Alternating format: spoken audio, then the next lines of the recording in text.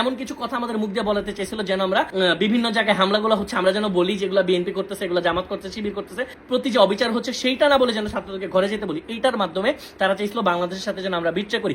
বৈষম্য বিরোধী ছাত্র আন্দোলনের পরপরই বারবার আলোচনায় আসতে শুরু করেন ইনফ্লুয়েন্সার তৌহিদ আফ্রিদি। এইবারও তিনি সমালোচনায় এসেছেন অন্য ইনফ্লুয়েন্সারদের হয়রানি করার মধ্য দিয়ে। ঘটনার সূত্রপাত ঘটে যখন গত 15ই আগস্ট তাশরিফ খানের পোস্টে নেট দুনিয়া উত্তাল হয়ে ওঠে। তাশরিফ খান তার পোস্টে লিখেন, 23 জুলাই রাত 1টার সময় একজন সিনিয়র ইনফ্লুয়েন্সার কল দিয়ে বলল, টার্গেট করে চা খাওয়ার কথা বলে একজন প্রমিনেন্ট সিনিয়র ইনফ্লুয়েন্সার, নাম বলে তো সবাই চেনে, আমি নাম বলবো না, তাশরিফ তোর বাসার নিচে নাম, চা খাইতে আসতেছি। 5 জুলাই থেকে ছাত্রদের পক্ষে বিভিন্ন পোস্ট করায় সরকারি গুন্ডা বাহিনী বাসার নিচে এসে আমাকে থ্রেট দেয়। ইনফ্লুয়েন্সার সাহেব আমাকে একটু সাইডে নিয়ে আস্তে করে বুঝিয়ে বলে, সাথে যারা আছে তারা একটা এজেন্সির লোক এবং আইন প্রয়োগ সংস্থার বাহিনীর কয়েকজনও আছে এখানে। এই সরকার আরও 7-8 বছর ক্ষমতায় থাকবো। ছোট্ট একটা ভিডিও করতে হবে। এই ভিডিওটা আমাদের কালকের মধ্যে লাগবে। পরশু সরাসরি প্রধানমন্ত্রী এই ভিডিওটা দেখবে এবং তারপর তুমি আপলোড করবা। সিনিয়র ইনফ্লুয়েন্সার আরও বলে, টাকা যত চাস তত দেয়া হবে, ভিডিওটা সুন্দর কইরা কর। এই লাইনগুলো লেখার জন্য অনেককে লক্ষ লক্ষ টাকা দেওয়া হয়েছে। ঠিক এই সময় আমার ফোনে আমার ব্র্যান্ডেড ড্রামার শান্তর কল আসে। শান্ত আমাকে কাঁদতে কাঁদতে বলে, তাশরিফ 5-6 জন পুলিশ এবং সিভিল ড্রেসের কয়েকজন মিলিয়ে আমাকে রোল দিয়া সারা শরীরে মারছে। শান্তর লাইন কেটে যায়।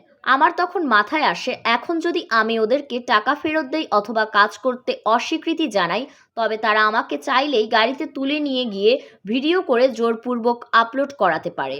আমি তাই মাথা ঠান্ডা করে ওদেরকে বলি, ঠিক আছে, আমি দেখছি কি করতে পারি, কালকের মধ্যে জানাচ্ছি।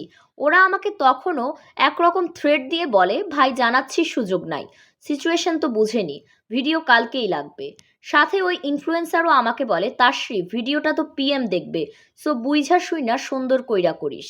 একজন প্রমিনেন্ট সিনিয়র ইনফ্লুয়েন্সার আমাকে চা খাওয়ার কথা বলে বাসার নিচে নামাইছে। আমি যাওয়ার পর দেখি উনি একা না, আইন শৃঙ্খলা বাহিনীর লোকজন এবং উনি বাসা নিয়ে আমাকে এমন ভাবে কথা বলছে। এবং এখানে একটা এজেন্সি লোক ছিল যারা সরাসরি স্বৈরাচার শাসকের যে প্রধানমন্ত্রী ছিল তাদেরকে রিপোর্ট করে। শান্তর কথা ভেবে, পরিস্থিতি ভেবে টাকা আমি নিয়ে আসি।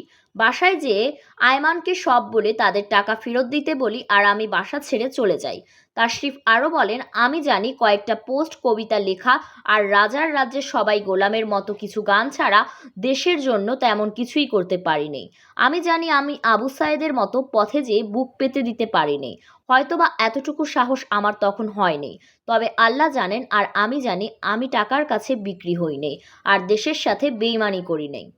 এই পোস্টে শান্তর ছবিগুলো এবং ওদের নির্মমতার কথাগুলো আমি লিখে পোস্ট করছি এই কারণে যেন ভবিষ্যৎ কখনো এই স্বৈরাচারের প্রতি আমার ঘৃণা এতটুকু পরিমাণও কমে না যায়। এরপর নেটিজেনরা দুয়ে দুয়ে চার মেলাতে শুরু করে।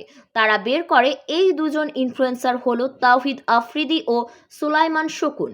রাকিন আফসার নামে এক ইনফ্লুয়েন্সার সরাসরি লিখে, তাদের সাথে আমার সম্পর্ক ভালো না, তাই তারা আমাকে অন্য এজেন্সি দিয়ে ফোন করিয়েছে। একই ঘটনা RH ফাহিমের সাথেও হয়েছে। এখনও কেউ তাদের নাম প্রকাশ না করলেও সবাই তাদের নাম ধারণা করে ফেলেছে যে তারা তৌহিদ আফ্রিদি আর সুলাইমান শকুন।